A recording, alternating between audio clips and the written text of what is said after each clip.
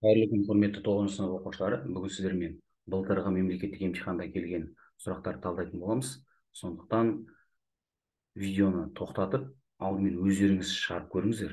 Сосын тексерсеңіздер, өнімі жақсырақ болады сіздерде. Енді жалпы қорытынды аттестацияға арналған емтихан алгебра пәнінен ол сіздерде 20 сұрақтан тұрады.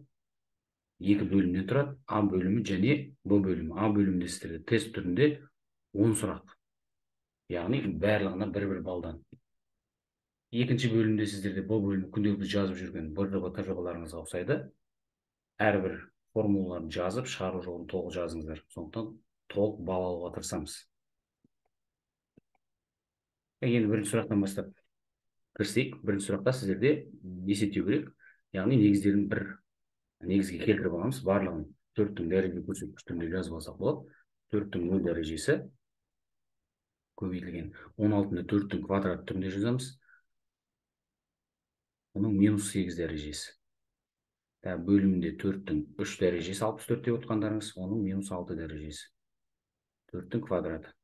Енді кез келген санның 0 дәрежесі 1-ге тең, оны жазбай қойсаңыздар болады. Негіздері бірде болатын болса, қазір бір-бірінен көбейтін түрінде болса қосасыздар, бөлім түрінде болса бір-бірінен азайтып жібересіз дәреже көрсеткіштерін. Енді мынандай жақшаның сыртында тұратын болса, көбейтілесіздер. -8 мен 2-ні көбейтсеңіздер -16.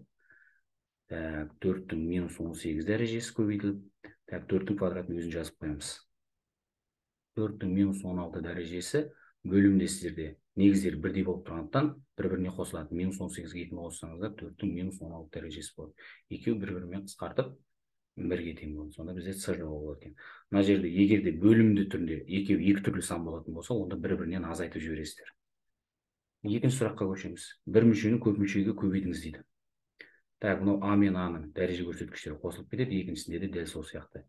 4А-ның 2 дәрежесін 3 дәрежесін қосатын болсаңыздар 5 дәрежесі, Б-ның кубы өзін жазамыз. Азайтылған 3А-ның 7 дәрежесі болады. Сонда бізде А жауабы болады екен.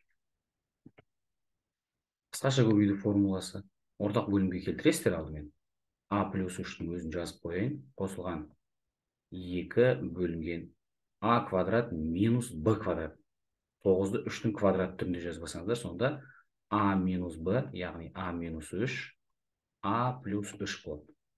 Ортақ бөлімі сіздерде А минус 3, А плюс 3. Мынаған толықтауышы А минус 3, мынаған бірден береміз біз. А минус 3 көбейтетін болсаңыздар, 2-ні 1-ге көбейтсеңіздер, 2-ге тең. Енді мынадан минус 1 қалады. Мынау деп отқандарыңыз А квадрат минус 9. Сонда бізде үшінші сұрақта да А жауабы болады екен. Төртінші сұрақ өрнектің мәнін табыңыздар дейді. Түбірден шығарамыз. Квадрат пен мынау түбір жойылып кетеді. Сонда 14-тің өзі қалады. Азайтылған 1/121. 121-дің түбір астына алатын болсаңыздар 11. Өтір жұмыстамыз 1/1. Сонда қосылған 16 түбірден сіздерде 4 болып шығады. Бөлімінде 25-тен 5 болып шығады. 14-тен 1/1 азайтатын болсаңыздар 12/9 қосылған. 2-ге көбейтіп жүреміз. 10-нан 8, ол деп отқандарыңыз 0/8. Екеуін бір-біріне қоссаңыздар 13/7 деген жауап. Бізде Е жауабы болады екен. Көбейткіштерге жіктеңіздер. Енді формуланы еске түсіреміз. АХ квадрат, А деп отқандарыңыз 4-ке тең, плюс БХ, Б деп отқандарыңыз 7-ге тең, қосылған С. Көбейткішке жіктеу формуласы АХ, Х минус 1, Х1, Х азайтылған Х2. Бұл жердегі Х1, Х2 деп отқандарыңыз түбірлер. Оны дискриминантпен, ветпен шығарсаңыздар болады. Енді мына жерде А бізде бірден үлкен сан болғандықтан дискриминантпен шығарамыз. Дискриминант деп отқандарыңыз Б квадрат, 7-нің квадраты азайтылған 4 көбейтілген А, яғни 4, С деп отқандарыңыз 3-ке тең. 16, 48, 49-дан 48 азайтатын болсаңыздар 1-ге тең болады. Х1 мен Х2-ні табамыз.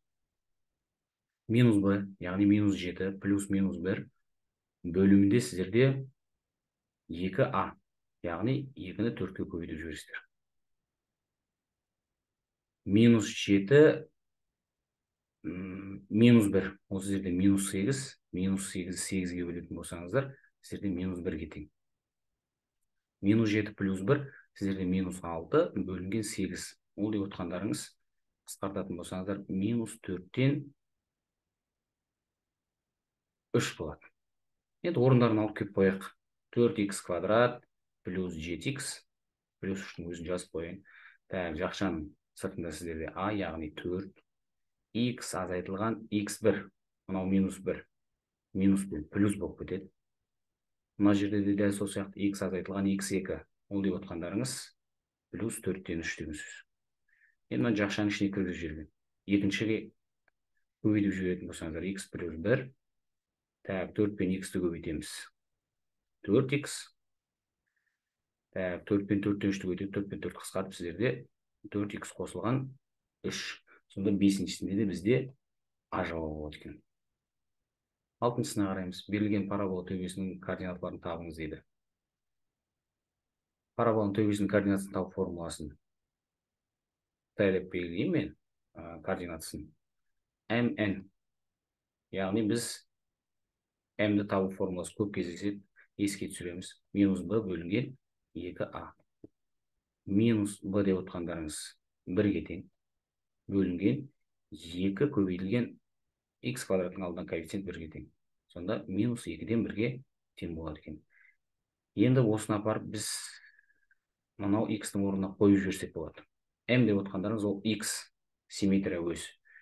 Немесе арнаулы формуласы бар n.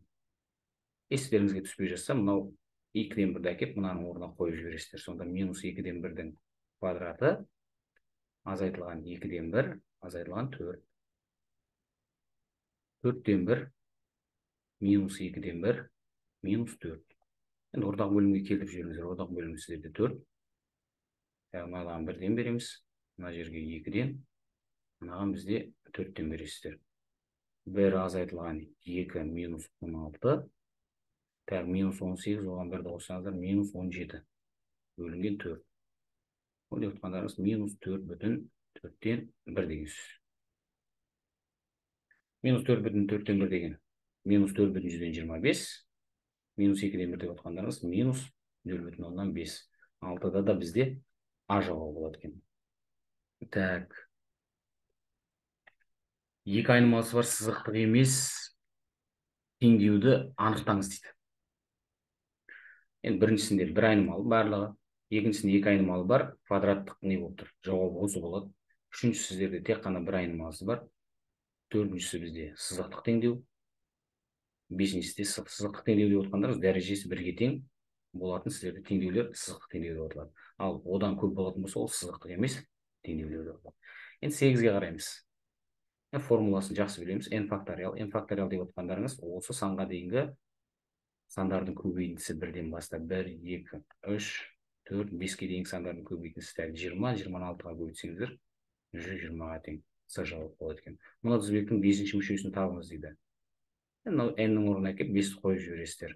3-ті 5-ке көбейтеміз, азайтасыздар 1-ді. Ол деп отқандарыңыз 15, 15-тен 1-ді азайтсақ, сіздерде 14 болады екен. В жауабы. 6 шар кездейсоқтықта 3 жәшікке салынды.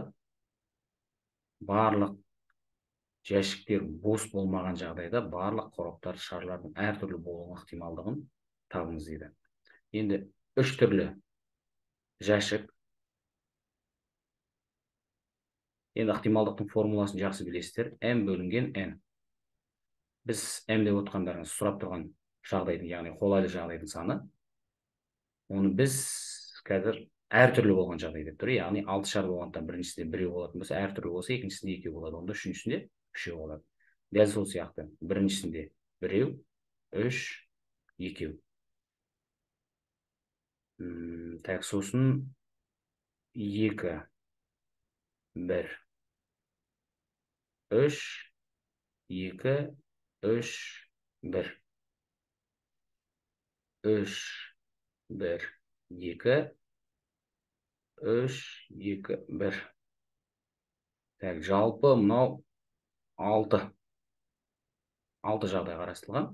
Ол деп отқандарыңыз m-ға тең. Енді біз барлық жағдайын қарастырайық. Осы 6-ауынан және де бізде бірдей болып қалу жағдай, біріншісінде бір шар жататын болса, екіншісінде бір шар жатады. Үшіншісінде сіздерде неше шар жатуы мүмкін? Онда 6 болғандықтан үшіншісінде 4 шар жатуы мүмкін, да? Дәл сол сияқты әртүрлі болған жағдайын қарастырдық. Бізде екі және де екеу кездесуі мүмкін. Так, 4 бір кездесуі мүмкін. Және де бір жағдай қандай болуы мүмкін? 1, 4, бір жағдай кездесуі мүмкін. Сонда мынау 6, 7, 8, 9, 10 жағдай. N деп отқандарыңыз 10 екен. N деп отқанымыз 10-ға тең, M-іміз 6-ға тең. 10-6 деп отқандарыңыз ол 0,6 деген сөз. Бізде D жауап болады. Енді екінші бөлімге өтеміз. Екінші бөлімде сіздерде шығару жолын жазу керексіздер. Параболаның төбесінің координатасын анықтаңыз дейді. Функция берілген. Енді параболаның тармағы төмен қарайды. Ескереміз, x квадраттың алдындағы таңба минус болып тұр. Төбесінің координатасын анықтайтын болсаңыздар, біріншісі формула m, ол деп отқандарыңыз минус b бөлінген 2a дедік. Минус 2 бөлінген 2 көбейтілген минус 1. Минус 2 минус 2-ке бөлсеңіздер 1-ге тең болады. n-нің мәнін табамыз. n-нің мәнін табу үшін бізде орнына қойып жібере саласыздар, болды.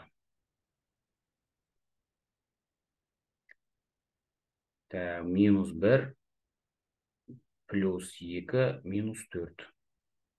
Ол деп отқандарыңыз минус 3. Сонда төбесінің координаты сіздерде 1-де минус 3 болады. В сұрағында сіздерде параболаның өсін анықтаңыз дейді. Параболаның өсі деп отқандарыңыз мынау m-нің мәні.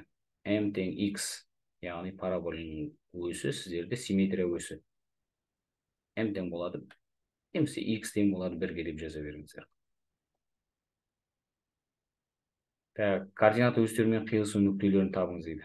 Енді OX өсімен қиылысу нүктесін табу үшін, онда y-ті 0-ге теңестіресіздер.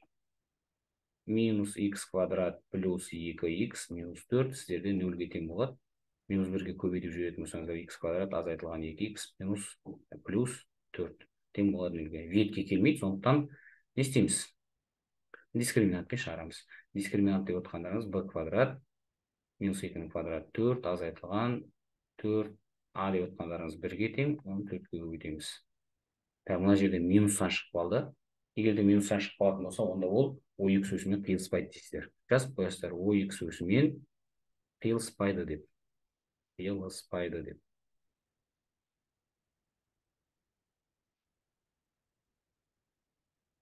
Енді бізде D. Y-тен X-іміз минус 1-ге болғандағы мәнін табыңыздар дейді. Минус 1-ді әкеп, мынау X-ның орнына қойып жібересіздер. Минус 1-дің квадраты сіздерде 1-ге тең. 2-ні минус 1-ге көйтсеңіздер, минус 2, минус 4. Ол деп отқандарыңыз минус 3, минус 7-ге тең болады. Еде бізде функцияның графигін салыңыз дейді. Енді сіздер дұрыстап сызғышпен әдемілеп салыңыздар. X өсі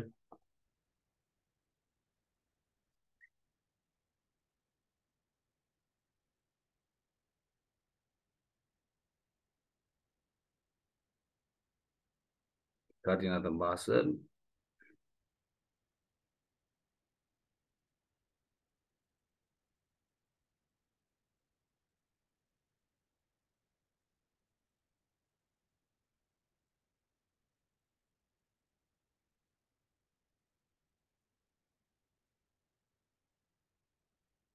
бізде төбесі 1-де минус 3, 1-де минус 3 деп отқандарыңыз мына жерде жатыр. Бұл төбесінің координатысы. Сосын ол OX өсімен қиылыспайды, төмен қарай кетеді. OY өсімен қиылысу нүктесін таппапсыз сіздермен. OY өсінде қиылысу нүктесін табу үшін біз X-ті 0-ге тең деп аламыз. Так, орнына қойып жіберетін болсаңыздар, 0, 0, минус 4 болады да. Сонда y-іміз тең болады минус 4-ке. Сонда y өсімен қиылысуы 0-де минус 4 екен. Так, ол мынау өспен симметриялы болғандықтан, мына жағында жатады келесі нүктесі. Сонда параболаларыңыз келесі түрде төмен қараған функция болады екен. Так, f-та бізде өсу кему аралығын жазыңыздар дейді. Енді f-та мына жерге жазып жіберейін. Өсу аралығы ол минус шексіздіктен осы 1-ге дейін, минус шексіздіктен 1-ге дейін өседі. Сіздер сөзбен жазып қойыңыздар өседі деп. 1-ден плюс шексіздікке дейін ол кемиді. Сөзбен жазып қойасыздар осылайынан. Так, 12-ші сұраққа келеміз. Екі бригада бірге жұмыс жасай отырып, өндірістік тапсырмаларды 6 сағат ішінде орындайды дейді. Егер екінші бригада біріншіге қарағанда 16 сағат артық жұмыс жасайтын болса, әр бригада бұл тапсырманы қанша сағат ішінде орындай алады. Енді алдымен видеоны тоқтатып қойып, бір өздеріңіз теңдеу құрып шығарып көріңіздер бұны. Сосын группаға тіркеліп қойыңыздар. Келесі нұсқалар шыққан кезде бірінші болып көретіндей. Сосын дәл осы есепке дейін түсінікті болатын болса, лайк басып қойыңыздар. Неше оқушыға түсінікті болды екен, мен көрейін. Сосын ары қарай жалғастырамыз. Енді бізде жұмысқа байланысты есептер шығарған кезде өз бір формула бар болатын. Екеуінің уақыты 1 бөлінген Т1 қосылған 1 бөлінген екеуі бірге жұмыс жасайды десе, вот соны пайдаланасыздар. Бірінші бригаданы мен X деп алайын, екінші бригаданың уақытын Y деп алайын. Екеуі бірге жұмыс жасап дейтін болса, екеуі қосылады. 1 бөлінген X қосылған 1 бөлінген Y тең болады. Бірге жұмыс жасаған уақыты 6 сағатқа тең. Екінші бригада біріншіге қарағанда 16 сағат артық дейді. Яғни екінші бригадамыз Y-ға тең, ол мынаған қарағанда 16-ға артық. Яғни 16 сағат қосылған X. Вот уақыттары мына 16 сағатқа артық екен. Енді осы жүйені біз шығарамыз. Енді алмастыру тәсілімен мынау Y-дің орнына келіп 16 плюс X-ті қойып жібересіздер. 1 бөлінген X қосылған 1 бөлінген 16 плюс X. Так, мынаны келесі жаққа өткізіп жіберейін. Минус 6-дан 1. Тең болады 0-ге. Ортақ бөлімге келтіреміз. Ортақ бөлімі сіздерде 6X 16 плюс X болады. Мынаған толықтауыш ретінде біз 6X плюс 16-ны қоямыз. Мынаны толықтауыш сіздерде 6X болады. Келесі толықтауышы X 16 плюс X. Енді көбейтіп шығамыз. 6X жақшаны сразу ашып жіберейін. Плюс 36, 96. Плюс 6X минус, жақшаның алдында мұқият боламыз. Минустан бастыр. Минус 16X минус X квадрат. Тең болады 0-ге. Енді мынаның бөлімі 0-ге тең емес дейсіздер. Яғни 6X-іміз 0-ге тең емес болады, X-іміз минус 16-ға тең болмау керек. Үстін бөлік шешіп жүресіздер. Минус 1-ге көбейтіп жүрейін мен X квадрат минус 16 плюс 12 минус 4, оны минус 1-ге көбейтетін болсаңыздар, плюс 4X плюс 96 тең болады 0-ге. Таңбасынан мұқият болыңыздар. 12 минус 4 плюс 4. Енді біз дискриминантпен шығарамыз. 16 азайтылған 4 көбейтілген 96. Мына жерде минус 1-ге көбейткенбіз де біз. Минустан шықпау керек. Дискриминанттан минус 1-ге көбейтіп жүргенбіз жаңа. Сонда сіздерде минус 96 мен мына алдындағы таңба плюс болып кетеді. 16 плюс 24 36-ға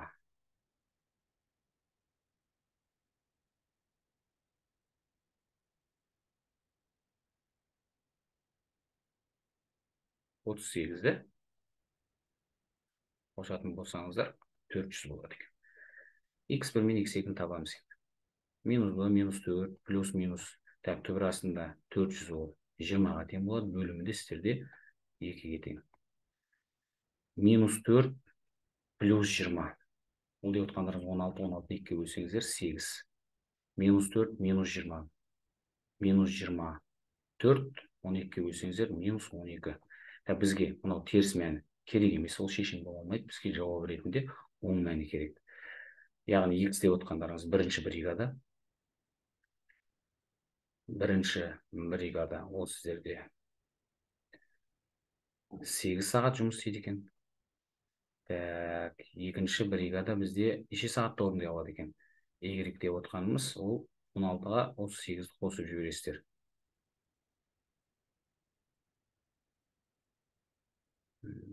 24-те 24 сағат жауабын жазып қоясыздар. Жауабы бірінші бригада 8 сағатта, екінші бригада 24 сағатта орындайды деп. Мынау сіздерде неше балдық есеп? 4 балдық есеп екен. Сондықтан формулаларды жазып қоюды ұмытпаңыздар. Келтіру формулалар синус пи бөлінген 2 қосылған. Мынау сіздерде екінші ширекте бізде таңбасы оң болады, косинусқа өзгереді. Екіншісін жазып аламыз. Косинус пи қосылған альфа деп отқандарыңыз. Бұл үшінші ширекте косинус таңбасы минус косинус болады. Еске сақтап аламыз. Есімізге түсіреміз. Пи бөлінген 2 және де 90 градус 270 градуста синус косинусқа, косинус синусқа ауысады. Ал егер де пи 2пи деп тұратын болса, онда бізде косинус болып жазылады. Ширекке қарайсыздар, алдына таңбасын қоямыз. Синус 2пи азайтылған альфа дейді. Бұл деп отқандарыңыз. 360-тан азайтатын болсаңыздар, төртінші ширекте бізде таңба минус, синус өзгермейді. Енді орындарына алып келіп қоясыздар.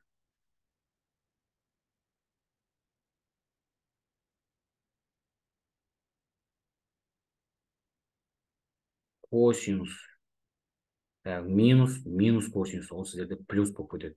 Минус косинус, минус синус альфа. Сонда сіздерде косинус 2 косинус альфа бөлінген минус синус альфа болады екен. Ол деп отқандарыңыз косинустың синусқа қатынасы бізде котангенсті береді. Минус 2 котангенс альфа. Жауабын жазып қойсыздар. Жауабы минус 2 косинус котангенс альфа болады екен. Арифметикалық прогрессияның айырымын табыңыздар дейді. Енді айырымын табу формуласы, енді мына жерде жүйе құрып отырмай, мынандай бір қасиетін пайдалансаңыздар болады. 17-ші мүшесі 4-ші мүшесіне қосамыз. 17-ден 4 азайтып жүрсеңіздер 13 айырымын. Енді орындарына қоя саласыздар. 17 мүшесі 17-ге тең минус 17. 4-ші мүшесі минус 4-ге тең қосылған 13. Келесі жаққа өтетін болса минус 13 тең болады 13-ға. Сонда d-мыз нешеге тең болады екен? Минус 1-ге тең болады екен. Болды. Айырымын жазып қоясыздар. Арифметикалық прогрессияның бірінші мүшесін табыңыздар дейді. Бірінші мүшесін табу үшін біз айырымын тауып алдық. 4-ші мүшесін әкеп орнына қойсаңыздар болады екен. 4-ші мүшесі бірінші мүшесіне қосасыздар 3 еселенген айырымын. Болды. 4-ші мүшесі деп отқандарыңыз минус 4-ге тең. Бірінші мүшесін орнына жазасыздар. 3 көбейтілген минус 1 ол сіздерде минус 3-ге тең. Сонда бірінші мүшесі бізде тең болады. Келесі жаққа өтетін болса минус 1-ге тең болады екен. Арифметикалық прогрессияның алғашқы 17-ні. Енді арифметикалық прогрессияның SN табу формуласын еске түсірейік. Бірінші мүшесі мен соңғы мүшесін қосасыздар. 12-ге бөліп n-ға көбейтеміз.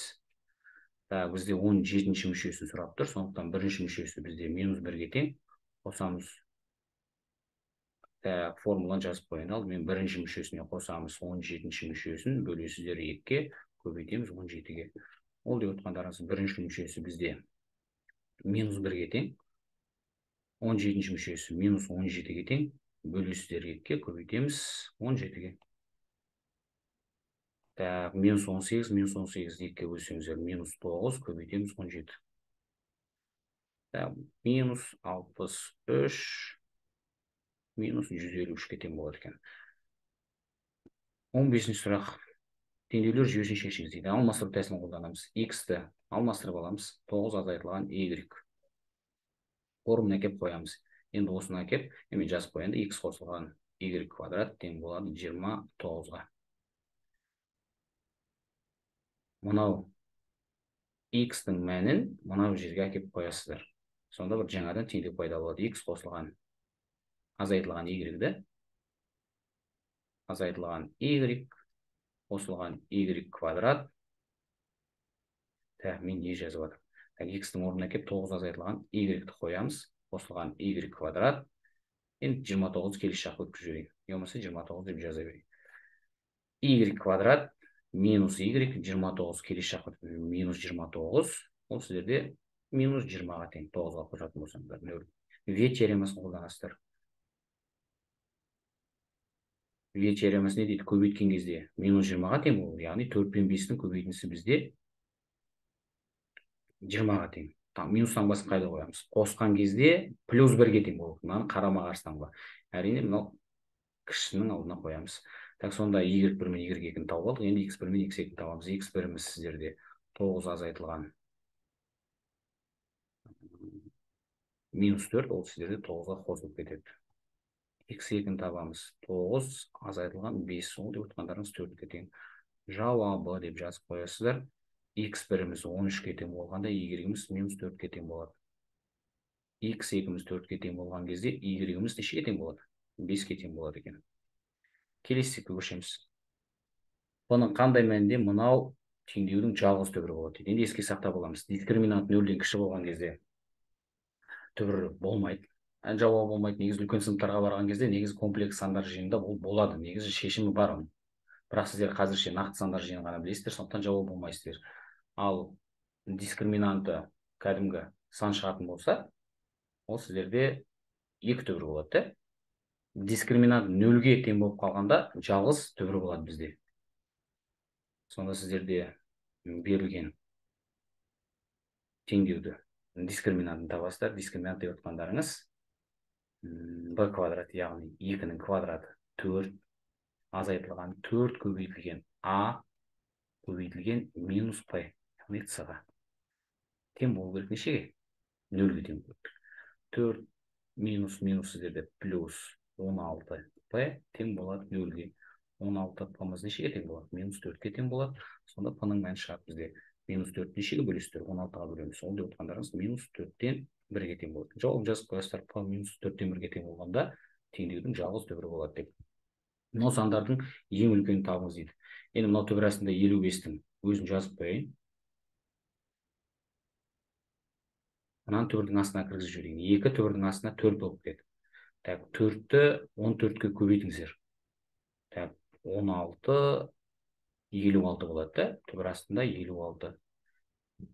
4-ті 13-ке көбейтеміз. Түбірдің астына 2 4 болып кетеді. Сонда 4-ті көбейтетін болсаңыздар, түбір астында 52 болады.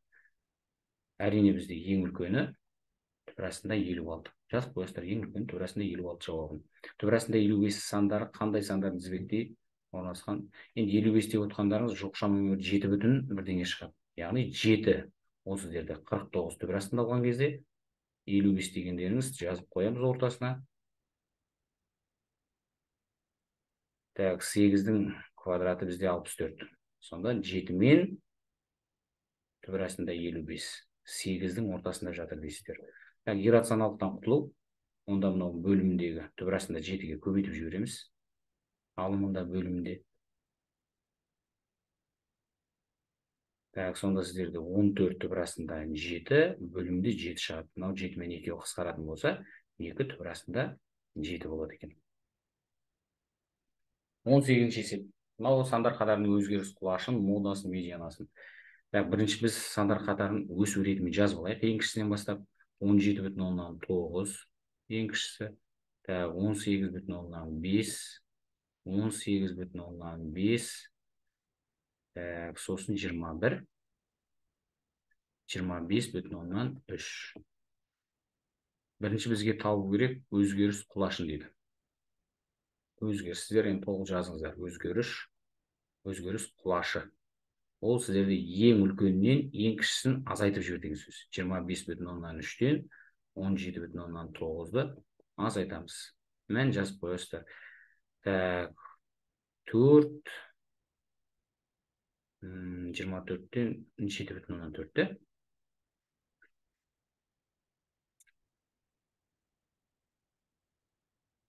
Модасын табыңыздар дейді. Мода деп отқандарыңыз ең көп кездесетіні. Бізде 18,5 екі рет кездесіп тұр. Сосын медиана дейді. Медиана деп отқандарыңыз ең ортасында тұрған сан. Ол да сіздерде 18,5-ке тең. Егер де ортасында тұрған сан 2 болатын болса, 2-ін қосып 2-ге бөлесіздер. Сосын орта мәнін табыңыз дейді. Орта мән деп отқандарыңыз барлығын қосамыз, және де неше сан бар, соған бөлесіздер. 17,9 қосылған 18,5 қосылған 18,5 қосамыз 21-ді, қосамыз 25,3-ті. Осыны біз нешеге бөліп жібереміз? 5-ке бөліп жіберіңіздер, нешеге тең болады?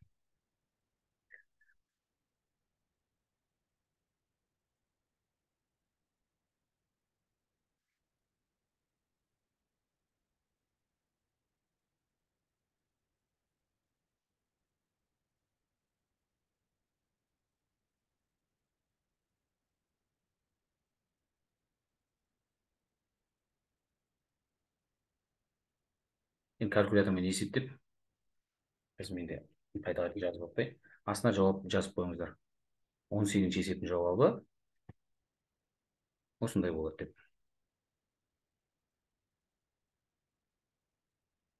19 сіздерді теңсіздіктер жүйесін шешіңіз дейді. Бірінші квадрат теңсіздіктер шешу үшін 0-ге теңестіреміз. Плюс 9 тең болады 0-ге. X1 мен X2-ні тауып жібересіздер. В теоремасын пайдаланамыз. 9 бен 1-дің көбейтіндісі сіздерде 10-ға тең. Қоссаңыздар, 9 бен 1-дің көбейтіндісі сіздерде 9-ға тең, қоссаңыздар 10-ға тең болады. Екінші теңсіздік шешетін болсаңыздар, 12 минус 3x кіші 0-ден. Минус 3x кіші минус 12-ден, сонда x-іміз артық. Минус 12 минус 3-ке бөлгенден, минус санға бөлетін болсаңыздар, таңба ауысады. 4-ке. Енді осы екеуін сан өсінде белгілейсіздер, сосын қиылысуын аламыз. 9 бізде қойылады, 1 қойылады. 4 сіздерде 4-тен артық жағы дейді. Және де мынаның таңбасы плюс, минус, плюс. Бізге керегі плюс жағы. Енді екеуін де бояп тұрған жағын жауап ретінде аласыздар. 9-дан плюс шексіздікке дейін болады екен. Жауабын жазып қойсыздар. 9-дан плюс шексіздікке дейін деп. Өрнекті ықшамдаңыз дейді. Біріншісі қысқаша көбейту формуласы а квадрат минус б квадрат x минус 4 x плюс 4. Бөлімде сіздерде x. Бөліп тұр, сондықтан біз керісіне көбейтіп жібересіздер. X-ның кубы бөлімде сіздерде x жақшаның сыртына шығарып жіберетін болсаңыздар, алымдағы өрнектің x азайтылған 4 қалады. Енді мынау x минус 4 пен x минус 4 сіздерде қысқарады. X пен мынау x квадрат қалады. X квадрат пен мынау x-ті жоятын болсаңыздар, мына жерде x қана қалады. Сонда жауап бізде x көбейтілген x плюс 4. Енді жауабын осы түрінде қалдырсаңыздар болады, немесе x квадрат плюс 4x деп жақшаны ашып қойсаңыздар да қате болмайды. Жалпы бүгінгі есептер түсінікті болатын болса, соңына дейін кім конспект жазып отыр, есептер түсінікті деп комментарийға жазып жібереміз. Сау болыңыздар.